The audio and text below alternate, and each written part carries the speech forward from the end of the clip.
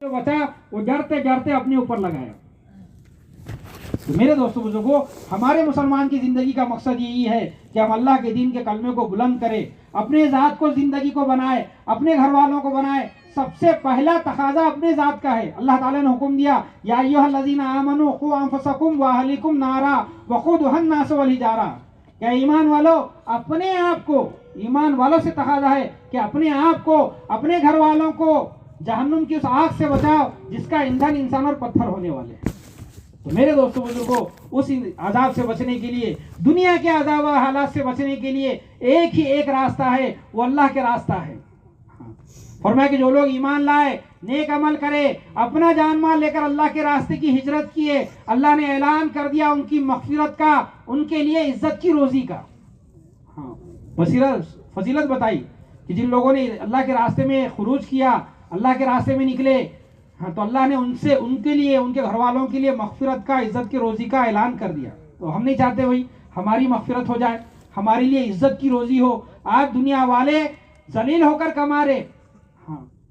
بعض علاقوں کیا کیا ہے کہ دھندے آج دنیا کے اندر ہو رہے، دیکھو ہم تو ذکر کرنا مقصود نہیں ہے. فکر اس بات کی ہے کہ ہم اللہ سے لینے والے بنے. لینے کا شارٹ کٹ کا راستہ اللہ کے راستے کا خروج ہے. اللہ کے راستے کا بدل کوئی عمل نہیں ہے. فرمائے کہ اللہ کے راستے کا ایک دن اپنے مقام پہ رہتے ہوئے ساری عمر کے نیک عمل سے افضل ہے. اللہ کے راستے کا ایک دن 1000 دنوں سے افضل فرمایا.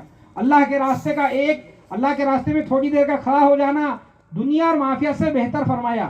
کہ اللہ کے راستے میں کھڑا ہو جانا، شب رمضان ہے، شب قدر کی رات ہے، حجر اسود کے سامنے ہے، اس سے افضل فرمایا کہ اللہ کے راستے میں جو ہے نکلنا ہے. تو اس کے لیے میرے دوستوں بزرگوں، اس امت کی شان تھی، پہچان تھی کہ اللہ کے راستے کا خروج. جب تک یہ امت اللہ کے راستے میں چلتی تھی تو اللہ کی مددیں اترتی تھی، اللہ کے عذاب سے اتنے بچے ہوئے تھے، رکے ہوئے تھے. جب سے یہ امت نے نکلنا چھوڑ دیا، فتنے وجود میں آ گئے، اور جو ہے کہ نہیں برائیاں جو ہے، ہمارا دین پہ باقی رہنا مشکل ہو گیا. جب یہ راستے میں، اللہ کے راستے میں چلتی تھی، اللہ کے راستے میں جان مال لگاتی تھی، اپنے صلاحیتوں کو لگاتی تھی، تو فرمایا کہ دین باقی تھا، زندگیوں میں، نسلوں میں دین باقی تھا.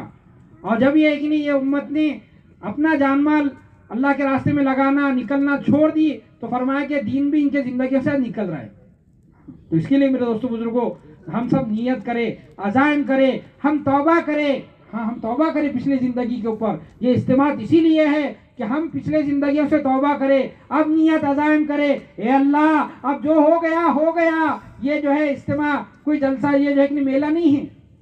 یہ اجتماع اس لیے تھا کہ اجتماع میں آ کر یہ عام اجتماع ہے. حضرت جی کا فرمانا کہ اللہ تعالیٰ عمومی اجتماع کو عمومی ہدایت کا ذریعہ بنائیں گے. عمومی اجتماع کو عمومی میں عام انسانیت کا، لوگ آئیں گے، لوگ ساری انسانیت آئیں گی. تو اس کے لیے میرے دوستوں بزرگوں، سب سے پہلے ہم کو توبہ کرنا ہے.